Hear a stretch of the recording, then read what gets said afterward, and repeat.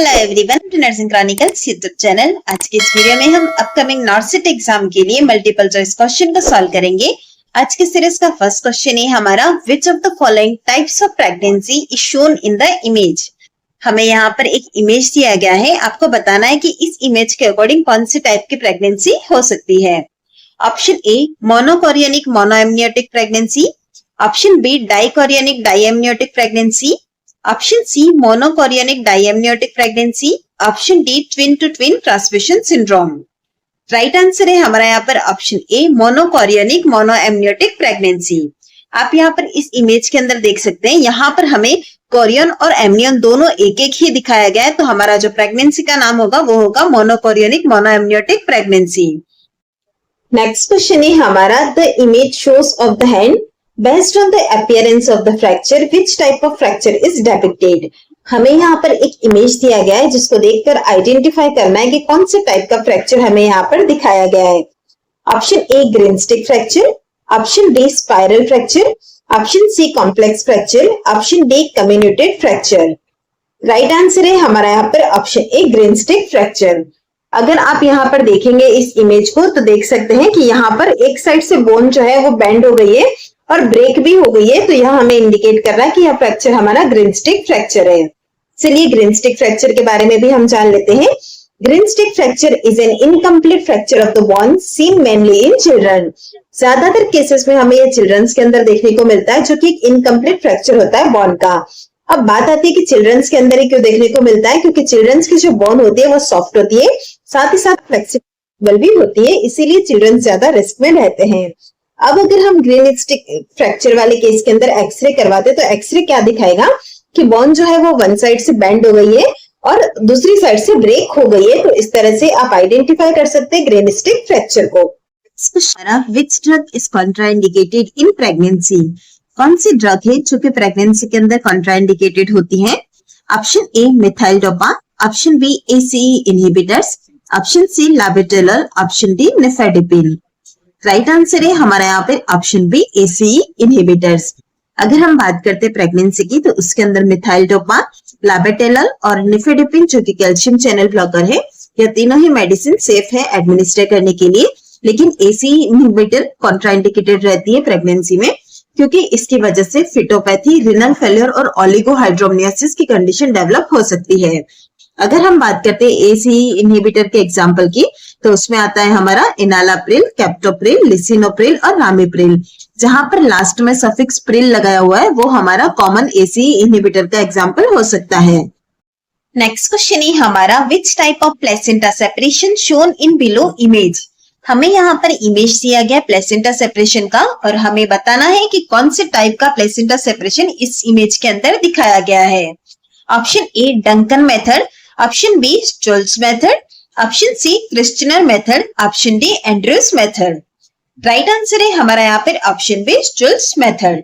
चलिए हम यहाँ पर इमेज के थ्रू देख लेते हैं मेथड हमने किस तरह से आइडेंटिफाई किया। आप यहाँ पर फर्स्ट इमेज देख रहे हैं जो कि ए वाला इमेज है, जिसे कि हम स्टोल्स मेथड कहते हैं। इस मेथड के अंदर जो प्लेसेंटा का सेपरेशन होता है वो सेंट्रल पार्ट से होता है। सेकेंड इमेज आप देख सकते हैं जो कि है हमारा डंकन मेथड, जिसके अंदर जो प्लेसेंटा का सेपरेशन है वो मार्जिनल पार्ट से होता है। तो सेंट्रल और मार्जिनल पार्ट के अकॉर्डिंग आप इमेज के थ्रू आइडेंटिफाई कर सकते हैं कि जो हमारा प्लेसेंटा सेपरेशन है वो कौन से टाइप का प्लेसेंटा सेपरेशन है। नेक्स्ट क्वेश्चन है हमारा, what is the name of the device shown in the image?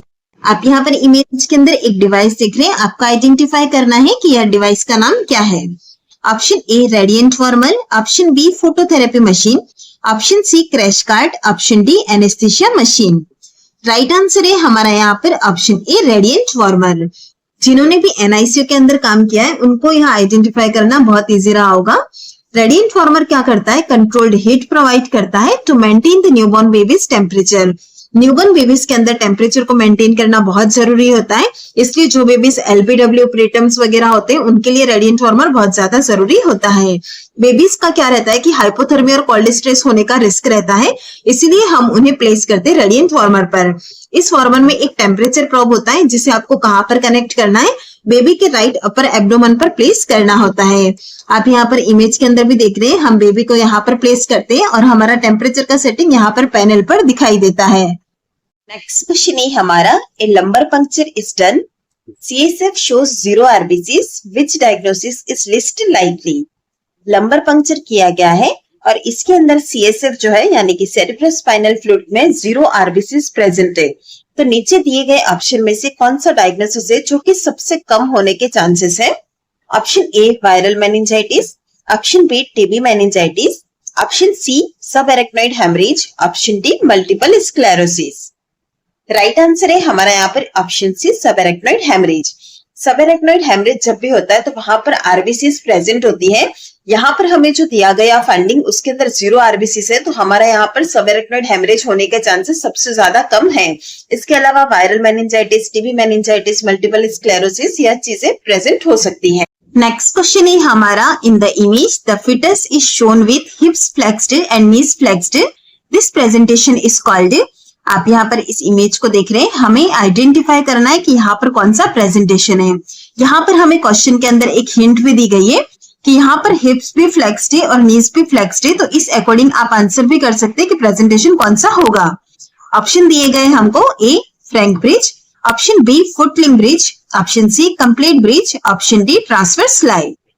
Right answer है हमारा यहाँ पर ऑप्शन सी कंप्लीट ब्रिज। चलिए इसका इमेज के थ्रू एक्सप्लेनेशन भी देख लेते हैं।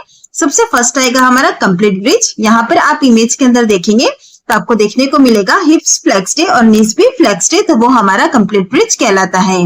उसके बाद सेकंड है हमारा फ्रैंक ब्रिज। फ्रैंक ब्रिज के अंदर क्या होता है, हिप्स फ्लेक्स्ड है लेकिन नीज एक्सटेंडेड है, जैसा कि आप इस इमेज के अंदर नीज एक्सटेंडेड है, तो वो हमारा फ्रैंक ब्रिज कहलाएगा।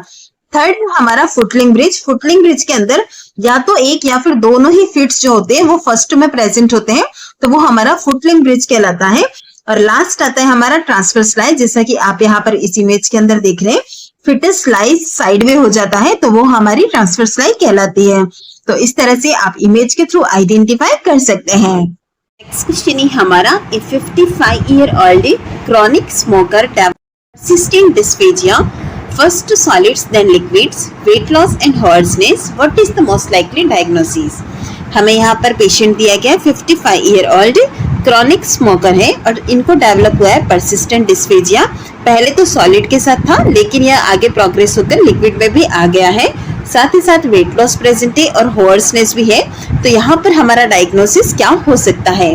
Option A achalasia cardia, option B oesophageal carcinoma, option C GERD, option D Zenker diverticulum. Right answer है हमारे यहाँ पर ऑप्शन बी इसोफेजियल कार्सिनोमा। अगर हम बात करते हैं इसोफेजियल कार्सिनोमा की, तो इस केस के अंदर प्रोग्रेसिव डिस्फेजिया होता है, जैसा कि आपने देखा ये क्वेश्चन के अंदर भी हमें दिया गया है। पहले सॉलिड के साथ होता है, फिर प्रोग्रेस होकर लिक्विड के साथ भी डिस्फेजिया होता है। इसके अंदर साथ ही साथ प्रेजेंट होता है वेट लॉस और होर्सनेस। और जब आप पेशेंट का हिस्ट्री कलेक्ट करेंगे तो वहां पर स्मोकिंग और अल्कोहल हिस्ट्री भी प्रेजेंट होगा। तो इस तरह से हम डायग्नोस करेंगे कि यहाँ पर हमारी कंडीशन इसोफेजियल कार्सिनोमा हो सकती है। अब बात करते हैं कि दूसरे तीनों ऑप्शन हमारे आंसर क्यों नहीं है, क्योंकि अगर एकालेसिया कार्डिया होता तो यहाँ पर डिस्फेजिया जो है वो सॉलिड के साथ होता और लिक्विड के साथ, दोनों ही स्टार्ट से ही होता है, मतलब कि प्रोग्रेसिव डिस्फेजिया नहीं होता है। उसके बाद आप देखेंगे ऑप्शन सी GERD यानी कि गैस्ट्रो इसोफेजियल रिफ्लक्स डिसऑर्डर। इसके अंदर हार्टबर्न का कंडीशन प्रीडोमिनेंट रहता है, जो कि हमें क्वेश्चन के अंदर नहीं दिया गया है। ऑप्शन डी की हम बात करते हैं जेंकर डायवर्टिकुलम। जेंकर डायवर्टिकुलम में क्या होता है, हेलिटोसिस प्रेजेंट होता है, साथ ही साथ अनडाइजेस्टेड फूड का रिगर्जिटेशन भी होता है। तो यह कंडीशन हमें क्वेश्चन के अंदर नहीं दी गई है। क्वेश्चन के अंदर हमें जो कंडीशन दी गई है उस अकॉर्डिंग हमारा right answer option B oesophageal carcinoma है।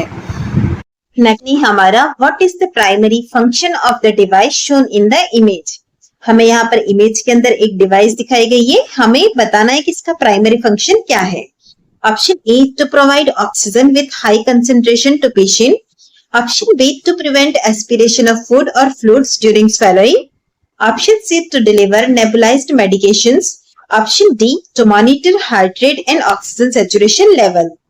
Right answer है हमारा यहाँ पर Option A to provide oxygen with high concentration to patient. सबसे फर्स्ट हम बात करते हैं इस इमेज की। इस इमेज के अंदर हमें दिया गया नॉन रिब्रीथर मास्क। इसका यूज हम कौन सी कंडीशन के अंदर करते हैं, सीवियर हाइपोक्सिया की कंडीशन के अंदर किया जाता है। इस मास्क के द्वारा हम काफी हाई कंसेंट्रेशन के अंदर ऑक्सीजन डिलीवर कर सकते हैं।